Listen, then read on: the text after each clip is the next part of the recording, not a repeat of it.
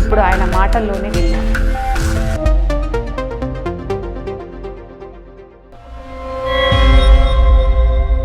ప్రభుత్వం ఇచ్చిన హామీలను నెరవేర్చడంలో ఘోరంగా విఫలమైందంటూ YSRCP employees and pensioners wing రాష్ట్ర అధ్యక్షుడు నల్లుమారు చంద్రశేఖర్ రెడ్డి గారు మండిపడ్డారు. ఉద్యోగుల పట్ల ఈ ప్రభుత్వం అవలంబిస్తున్న వైఖరిపై ఆయన ఏమంటున్నారో ఇప్పుడు ఆయన మాటల్లోనే విందాం.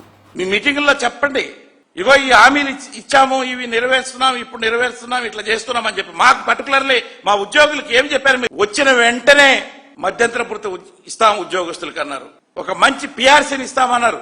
ఉన్నటువంటి పిఆర్సీనే మీరు రిజైన్ చేయించి ఇంటికి పంపించి ఇంతవరకు పిఆర్ విజన్ కమిషనర్ అపాయింట్ చేయట్లా. 2 సంవత్సరాలు మరి రేపు దాటబోతుంటే 2 సంవత్సరాల్లో మీరు అయ్యారు, మరి మీకు ఇంకా టైం సరిపోవట్లేదా అని చెప్పేసి కూడా నేను అడుగుతున్నా. వచ్చిన వెంటనే అంటే 2 ఏళ్లు సరిపోలేదా అని చెప్పి మిమ్మల్ని అడుగుతా ఉన్నా.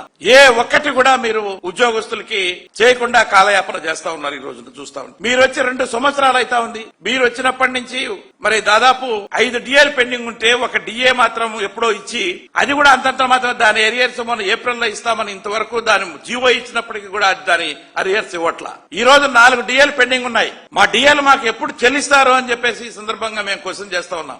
దాదాపు మాకు 40,000 కోట్ల రూపాయలు బకాయిలు ఈ రోజున ప్రభుత్వం దగ్గర నుంచి రావాలి. మా సొమ్ము మేము దాచుకున్నటువంటి జీపీఎఫ్ అయితేనేంటి, మరి రిటైర్మెంట్ బెనిఫిట్స్ అయితేనేంటి, ఇలాంటి అన్ని కూడా ఉద్యోగస్తులకి పెన్షనర్స్ కి రావాల్సినటువంటి సొమ్ము దాదాపు 40,000 కోట్ల రూపాయలు ఉంది. అంటే రోజు రోజుకు పెరుగుతూ పోతుందంటే అంటే మీకు ఇవ్వాలనుందా లేకపోతే ఎగ్గొట్టాలనేటువంటి ఉద్దేశం ఉందా అని చెప్పేసి కూడా నేను ఈ సందర్భంగా క్వశ్చన్ చేస్తున్నా ప్రభుత్వాన్ని. ఎక్కడా లేనటువంటి విధంగా ఈ రాష్ట్రంలో ఆర్టీసీని ప్రభుత్వంలో విలీనం చేసి ఆ యొక్క ఉద్యోగస్తులకంతా మేలు చేస్తే దాన్ని మళ్ళా ఈ రోజున ప్రైవేట్ పరం చేయాలనేటువంటి ఆలోచన ఈ రోజు టీడీపీ గవర్నమెంట్ లో ఉంది. ప్రతి ఒక్కటి కూడా చెప్పాలంటే చంద్రబాబు నాయుడు గారికి ఆయనకు ఒక బిరుదు ఇవ్వచ్చు, ప్రైవేటైజ్ చేసేటువంటి ముఖ్యమంత్రి అని చెప్పేసి. ఏది చూసినా కూడా ప్రైవేటైజ్ చేయాలా. ఉద్యోగస్తులు కూడా రాష్ట్రంలో నాశనం చేశారు. కాంట్రాక్ట్ అండ్ అవుట్ సోర్సింగ్ విధానం అనేది తీసుకొచ్చింది ఆయన్నే. ఇక్కడ రెగ్యులర్ గా ఏదో చేస్తే వాళ్ళు రెస్పాన్సిబిలిటీగా పనిచేస్తారు ఉద్యోగస్తులు.